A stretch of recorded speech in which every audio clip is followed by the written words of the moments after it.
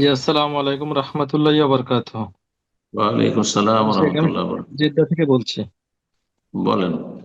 জি, আমার প্রশ্ন হলো গিয়ে যে কুরবানি যে এসছে কুরবানি, যে পশুর যে নাড়ি ভুঁড়ি আছে এগুলো হুম। আরেকজনের দিয়ে পরিষ্কার করে নিয়ে যাওয়া যাবে কিনা, তার কিছু অংশ আর তাকে দেওয়া যাবে কিনা, আরেকজনকে দিয়ে কি করবে? পরিষ্কার করে নিয়ে তাকে কিছু অংশ দেওয়া যাবে কিনা। ও, পারিশ্রমিক হিসাবে দিবেন না, হাদিয়া হিসাবে? হাদিয়া নিয়ত করলে ঠিক আছে। আর যদি বলে যে আমি এটা পরিষ্কার করবো সেজন্য পারিশ্রমিক, তো না। হয়তো অনেক সময় নাড়ি ভুঁড়ি ফেলে দিচ্ছেন, আপনি হয়তো সাফ করতে পারবেন না সেজন্য ফেলে দিচ্ছেন, আর একজন বলে আমি সাফ করবো, তো সে সাফ করলো। অথবা আপনার তুমি সাফ করতে বলে সাফ করে নাও, আর পারলে আমাকে কিছুটা দিও, জায়েজ আছে এরকম, কোনো অসুবিধা নেই। কিন্তু সেটা পারিশ্রমিকের নিয়ত যেন আপনার না থাকে আর ওরও না থাকে। আসসালামু আলাইকুম। আসসালামু আলাইকুম শেখ। ওয়ালাইকুম আসসালাম রহমতুল্লাহ বরকাত। জি।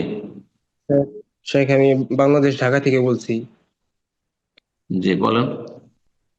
শেখ, আমার প্রশ্ন হলো শেখ, আমি গত 2 মাস ধরে একটা ওয়াসওয়াসায় ভুগতেছি। সেটা হচ্ছে রাসূলুল্লাহ সাল্লাল্লাহু আলাইহি সাল্লাম সম্পর্কে অনেক বাজে চিন্তা, বাজে কথা আসে।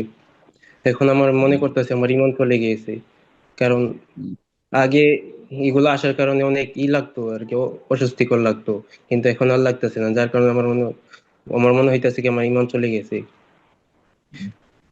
এখন কি আমি যার কারণে আমি প্রতিনিয়ত এগুলোর জন্য তওবা করি, শাহাদাতাইন পাঠ করি। এখন হুম। আমার কি তওবা কবুল হবে? এটা তো রাসূলুল্লাহ সাল্লাল্লাহু আলাইহি ওয়াসাল্লামের সাথে সম্পর্কিত বিষয়। এটা কি বান্দার হকের সাথে সম্পর্কিত? আপনার যে অনুভূতি হচ্ছে, আপনার অনুভূতি হচ্ছে যে আমার ইমান চলে গেল নাকি, তার মানে আপনার ইমান যায়নি। ইনশাআল্লাহ শয়তানকে সুযোগ দেবেন না।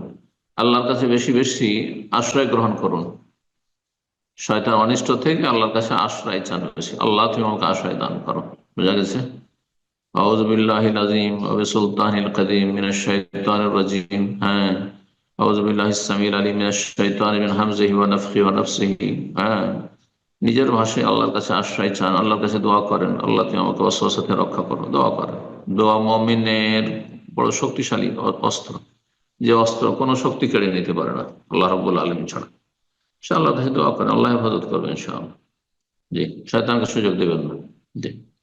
জি আসল জি হচ্ছে স্যার, যে জি ইমান বলুন। বহাল আছে যতক্ষণ পর্যন্ত স্পষ্ট কোনো কুফরিতে মানুষ লিপ্ত না হয়েছে। আল্লাহ হেফাজত করুন।